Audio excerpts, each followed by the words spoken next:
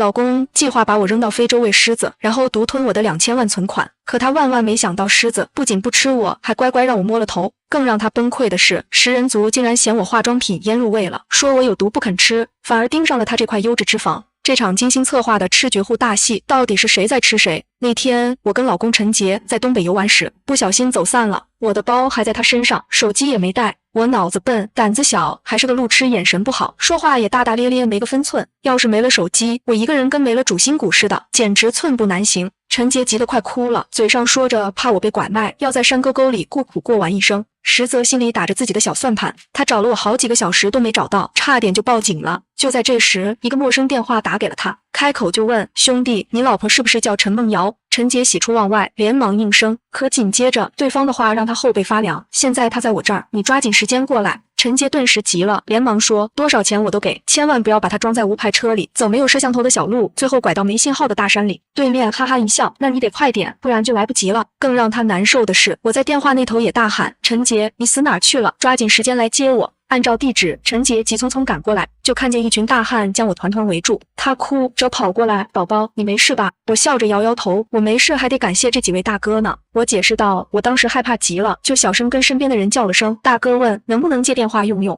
可我记不住你的电话了，还好出门前你让我背过，你的号码13838383xxxx 很好记，就是最后3位忘了。大哥们特别热情，一个个帮我拨号，身边其他人见状也来帮忙，打了好多遍，终于打通你的电话了。陈杰想请大哥们吃饭，可他们说还要赶路，没时间停留。我们在风中目送着大哥们离开。事后，我得意地问陈杰，我是不是很聪明？他宠溺地摸了摸我的头，宝宝真聪明。下个月想不想去非洲看大狮子啊？陈杰上一次的计划出了点小差错，他原本以为能把我扔在东北，让我被人拐走，然后上演一出富家独生女吃绝户的戏码，结果没想到我竟然主动开口求助，硬是让他没能得逞。不过这也再次验证了一个事实，东北果然没有人贩子。这次他安排了非洲之旅，是要不再失手。飞机缓缓进入非洲上空，透过舷窗，一望无际的非洲大陆逐渐展现在眼前，广袤的草原，蜿蜒的河流，隐约可见的野生动物群。陈杰心中一阵激动，嘴角的笑意藏都藏不住。飞机停稳后，陈杰轻轻晃了晃，靠在他肩上，熟睡的我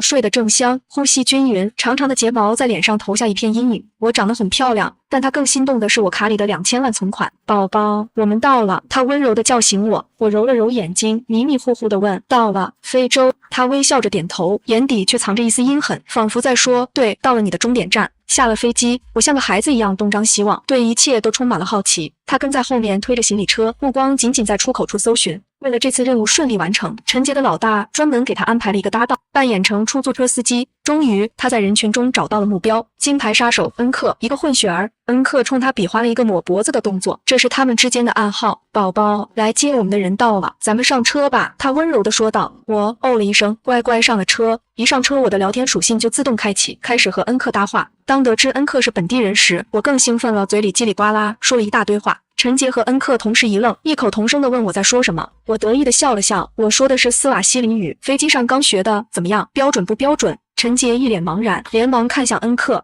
恩克不愧是金牌杀手，反应极快，用生硬的普通话说：你说的标准，但这里常用英语。我顿时泄了气，本来还想在本地人面前显摆一下，结果白忙活一场。还是陈杰贴心，连忙安慰我：没事的宝宝，我会说英语，而且说的特别溜，有我在，你放心，这次绝对丢不了。为了让我安心，他又让我重新背一遍我的手机号：138383838。哎呀，你看我这个笨脑子，后2位数又忘了。我懊恼地拍了拍脑袋，他脸上抑制不住狂喜，却依旧温柔地安慰我：没事的宝宝，上次你忘记后3位，这次只忘记后2位，你已经很厉害了。我羞涩地笑了笑，我真的很厉害吗？他亲了亲我的额头，真的，你最厉害了。可他不知道，就算我能背下手机号又怎样？我的手机根本没开通全球服务，根本打不出去。更让他开心的是，他们老大给我们安排的是沙漠帐篷酒店。入住后，酒店服务员反复叮嘱我们，晚上千万别出去，外面有群尸活动，非常危险。哦，晚上有群尸，他得意地笑了，心中暗喜，杀我简直不费吹灰之力。陈杰转头问我，宝宝晚上想不想在帐篷外看大狮子啊？我用力点点头，当然想，我还要亲手喂狮子呢。他终于忍不住大笑起来，喂，狮子好啊，一定要亲手喂，最好喂到狮子肚子里去。然而到了晚上，陈杰来找我准备吃夜宵时，却发现我不见了，地上还掉落了一只拖鞋和几滴血迹。他顿时傻了眼，我还没动手呢，他就主动去喂狮子了。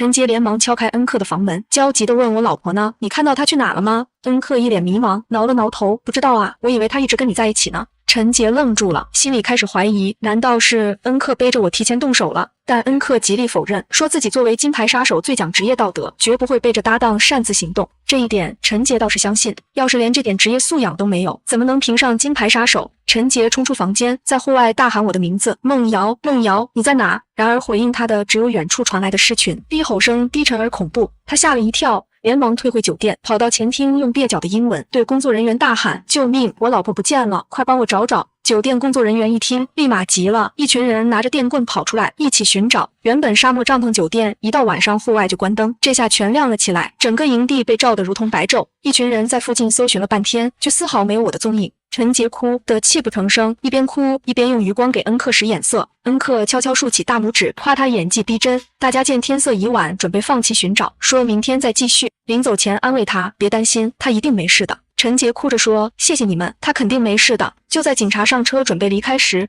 陈杰掏出手机想给老大汇报情况，突然远处传来一阵熟悉的笑声，他抬头一看，彻底傻了眼，我竟然出现了！我浑身沾满沙子，头发凌乱，却笑嘻嘻地跑了过来，手里还拿着一根树枝，像是刚从某个冒险中归来。梦瑶，他难以置信地喊道，仿佛见了鬼一样。我跑到他面前，拍了拍身上的沙子，傻乎乎地说：“老公，你怎么哭了？我去喂大狮子了呀。”喂狮子？他瞪大了眼睛，声音都变了调。你怎么喂的？狮子没咬你？我得意地晃了晃手里的树枝，我用这个当猫棒逗他们玩啊，他们可乖了，还让我摸头呢。他彻底懵了，脑子里一片混乱，这不对啊，完全不对，他怎么可能安然无恙地从狮群中回来？就在这时，恩克走了过来，低声对他说：“铜牌杀手节，这不对劲，狮子怎么可能让他摸头？”陈杰点点头，心里开始怀疑，难道他早就知道了我的计划，还是说他根本就不是我想象中的那个笨蛋？第二天，按照计划，恩克开着敞篷越野车带我们去草原上看狮群。陈杰用眼神询问恩克，这次可要万无一失。恩克用眼神回复，放心，铜牌杀手节这次计划得很缜密。陈杰似乎放下心来，搂着我欣赏草原风景。我靠在他肩上，兴奋地说：“老公，这里好美啊，你看那边有好多美羊羊。”他笑着点头，心里却在冷笑：“是啊，很美，等会儿你的尸体会更美，与大自然融为一体。”越野车越开越深，进入了原始草原腹地。我有些担心地问：“我们会不会遇到危险啊？听说草原上有很多猛兽。”他拍了拍我的肩膀，故作镇定地安慰：“放心，有我在，就算大象来了也不怕。”我甜甜地笑了：“有你在，真好。”就在这时，不远处一群羚羊飞奔而过，紧接着一群斑马也狂奔而来。随后几头狮子出现在视野中，开始捕猎。尾随其后的是被称为肛肠科主任的猎狗群，这可是只有在动物世界里才能看到的原始风貌。我激动得哇哇大叫，拉着陈杰的胳膊喊：“哇，太刺激了！你看那只狮子跑得好快！”陈杰也尖叫起来，不过不是因为狮子，而是因为几只猎狗正围在车下，抬头盯着我们，其中一只甚至试图跳上车。恩克，快开车！他发疯似的大喊。恩克手忙脚乱地发动车子，可车却怎么也打不着火。他急得满头大汗，冲着我吼道：“别叫了，看看车下！”我低头看了一眼，笑嘻嘻地挥了挥手：“嗨，小狗狗们，你们好呀！”陈杰差点晕过去，狠狠瞪了我一眼。这时，越来越多的猎狗围了过来，它们龇牙咧嘴，眼神凶狠，显然是饿坏了。就在第一只猎狗即将跳上车时，恩克终于发动了车子，一脚油门窜了出去。陈杰瘫坐在座位上，拍了拍胸口，差一点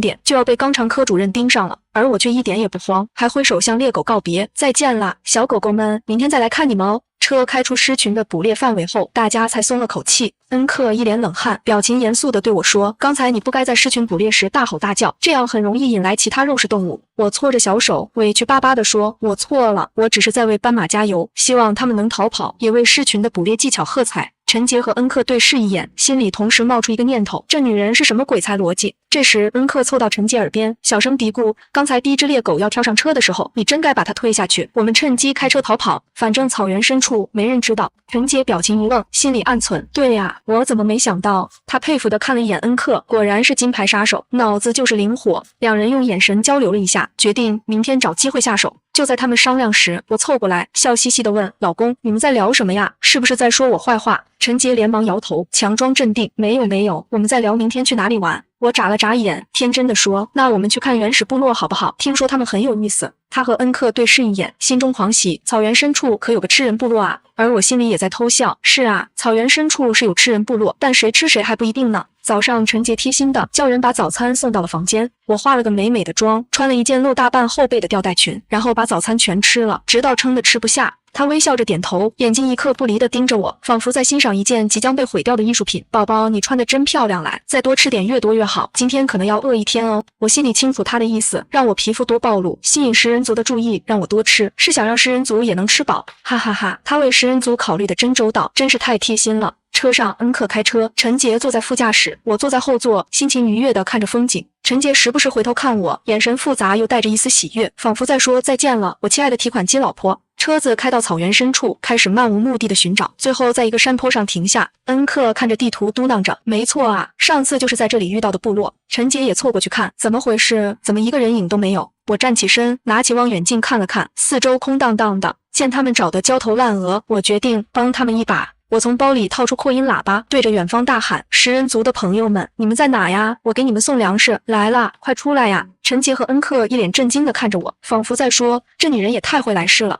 很快，不远处冒出几个画着彩绘的人，在我们附近停下，警惕地打量着我们。那就是食人族，恩克低声说道，语气中带着兴奋。陈杰点点头，嘴角微微上扬，仿佛已经看到2000万在向他招手。我们下了车，食人族围了上来，用警惕的眼神打量我们。我笑嘻嘻地挥了挥手，嗨，你们好呀。然后他们一拥而上，把我们团团围住，极其热情地把我们押到了部落里。陈杰和恩克瞬间傻了眼，说好的只吃他，怎么把我们也一起带进来了？我兴奋地看着部落的茅草屋，拿起手机不停地自拍。哇塞，老公，你快看，烧烤架！哇塞，老公，你快看，他们还会用刀呢！哇塞，老公，你快看，他们撒的是孜然和辣椒吗？陈杰一脸得意地看着我，频频点头，心里肯定在想，一会儿就让你亲身体验一下被烧烤的滋味。他眼睛闪着光，仿佛2000万已经到手。终于等了好久，部落首领接见了我们，眼睛在我们3人之间来回扫视。当他的目光落在我身上时，脸上露出惊喜的表情，还不停吞咽着口水。我有些奇怪，扭头问恩克，他这是什么意思？恩克脸色很差，低声说，食人部落只吃年轻女子，细皮嫩肉的，你这次怕是凶多吉少了。我一愣，这才反应过来，今天穿着露背装，在食人族眼里无疑是包装精美的食材。我顿时慌了，连忙看向陈杰，老公救我！陈杰一脸无奈，却难掩眼底的兴奋。宝贝，对不起啊，咱们就3个人，他们人多势众，打不过啊，我们下辈子再做夫妻吧。呜呜呜！我顿时心如死灰，假装绝望地闭上眼。就在这时，部落首领大手一挥，我感觉身上的束缚瞬间消失，前所未有的轻松。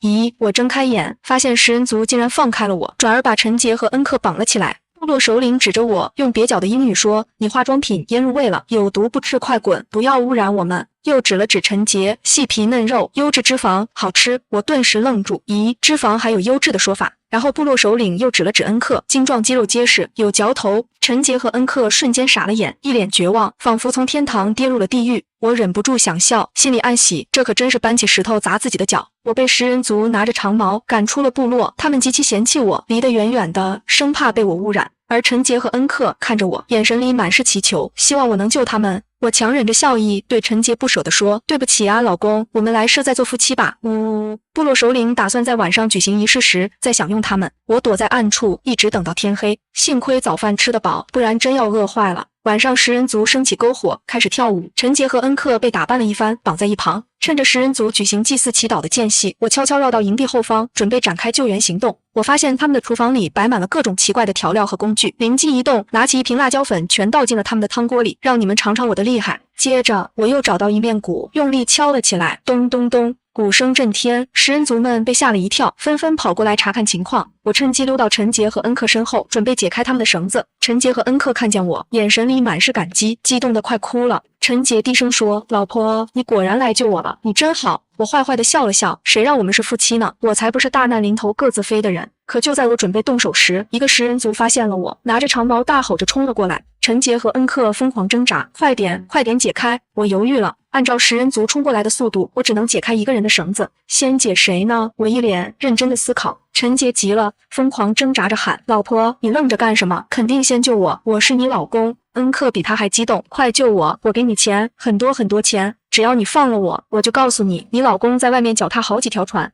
陈杰一愣，随即大骂：你胡说八道，老婆，别听他造谣。两人吵得不可开交，甚至互相吐口水，场面一度十分混乱。我无奈地叹了口气，你们别吵了，再吵我就走了。最终我还是决定把两个人都救了。我迅速解开陈杰的绳子，转身去解恩克的。就在这时，食人族已经冲到面前，长矛直指我的后背。我猛地转身，抓起地上一把沙子，朝食人族的眼睛撒了过去。啊！食人族捂着眼睛，痛苦地后退了几步。我趁机解开恩克的绳子，大喊：快跑！我们三人拼命奔跑，食人族在后面紧追不舍。情急之下，我掏出一把小刀，割断了绑在树上的几只羚羊的绳子。羚羊们立刻四散奔逃，食人族被冲得七零八落。快上车！恩克大喊。我们跳上车，恩克一脚油门，车子窜了出去。食人族在后面挥舞着长矛，愤怒的吼叫，却再也追不上我们了。车开出好远，直到没油了才停下。我们长出一口气。陈杰和恩克因为过度紧张，浑身是汗，原本身上的伪装涂装混在一起，看起来狼狈不堪。刚才真是太险了，我吃了半辈子烧烤，这次差点被当成烧烤吃了。陈杰擦了擦额头的汗，心有余悸地说。恩克也结结巴巴地说，就是多亏了你，你简直是天降女神。然而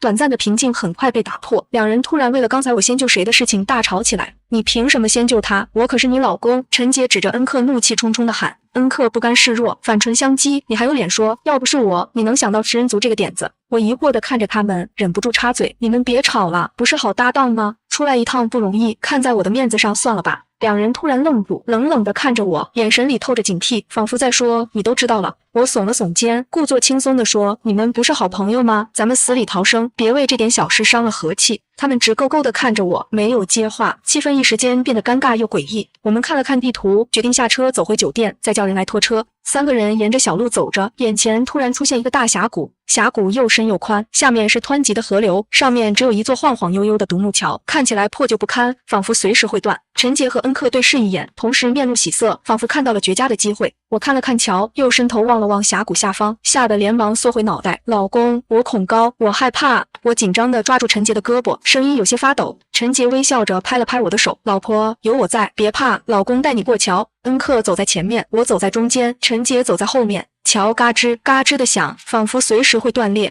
走到桥中间，我忍不住又伸头看了一眼桥下黑漆漆的河水。突然桥开始猛烈摇晃起来，我站立不稳，死死抓住桥上的绳子，吓得尖叫起来。恩克也吓坏了，直接趴在桥上一动不敢动。我回头看向陈杰，他一脸惊恐地说，桥要断了，快跑。说完，他越过我和恩克，飞快地往前跑去。我一愣，心里顿时凉了半截。果然是夫妻，本是同林鸟，大难临头各自飞。恩克也反应过来，骂骂咧咧地说，他太不地道了。我终于知道他前几个搭档是怎么死的了。陈杰跑到桥对面，露出一脸坏笑。恩克，对不起了，老婆，对不起了，今天就此别过，咱们来世再见吧。恩克愤怒地问，为什么？你为什么要这么做？陈杰一脸嫌弃，就你这蠢样，还金牌杀手，我干了10几年，还是个铜牌。我为社团出过力，流过血，到头来工资一点没涨，还要降薪，我早就受够了。我连忙喊道，陈杰，我是你老婆啊，你真的不救我？陈杰笑得更放肆了，老婆有什么用？你长得好看，身材好又怎么样？我看中的是你的钱，等你死了，你的2000万存款就是我的了，哈哈哈哈哈！他的笑声在峡谷中回荡。陈杰从兜里掏出匕首，准备割断桥上的绳子，可他一摸兜，却傻了眼，匕首不见了。我站在桥上，手里晃着那把匕首，笑嘻嘻地说，老公，你是在找这个吗？陈杰瞪大了眼睛，难以置信地看着我，你什么时候拿走的？我耸了耸肩，语气轻松，就在你刚才跑过去的时候啊。陈杰一脸惊讶，没想到我的动作这么快。我把匕首扔给恩克，让他冲过去绑了陈杰。恩克接过匕首，像豹子一样冲过去，一脚将陈杰踹倒在地，迅速把他五花大绑。陈杰被制服在地，挣扎着骂骂咧咧。我走过去拍了拍他的脸蛋，语气轻松，老公，真没想到你是这样的人。恩克也帮腔，冷冷地说，陈杰，你以前干的那些事，真以为我不知道？你前几个搭档是怎么死的，我一清二楚。陈杰脸色一变，很快又恢复镇定，咬着牙对恩克说，你杀了他，他的2000万咱们平分，咱们1年工资才10万，一人1000万就此消失，怎么样？恩克似乎心动了，眼神闪烁了一下。我害怕地看着恩克，声音颤抖，你别杀我，你杀他啊！2个人分1000万，不如你杀了他，一个人独得2000万。恩克猛地抬起头，眼睛一亮，对啊，我怎么没想到？我伸出双手，故作无奈地说，你也把我捆起来吧，反正我也跑不掉。陈杰眼睛冒火，冲恩克大喊，你别听他的，他在骗你，他根本不会给你钱。恩克犹豫了一下，看了看我，又看了看陈杰，最后咧嘴一笑，这么漂亮的女人肯定不会撒谎，我相信她。陈杰气得直跺脚，却无可奈何。恩克嘿嘿一笑，摆了摆手，算了，看在你这么诚恳的份上，我带你一起走吧。三个人在黑漆漆的草原上行走，我走在前面，开心地哼着小曲，恩克走在中间，手里拉着绳子，陈杰被捆着双手，踉踉跄跄地跟在后面。恩克每拉一下绳子，陈杰就走一步，骂一句：恩克，你这个叛徒，你不得好死！陈梦瑶，你这个骗子，你骗得我好苦！你们两个等着，我老大不会放过你们的。我回头看了陈杰一眼，笑嘻嘻地说：老公，别骂了，省点力气吧，待会儿还要走很远呢。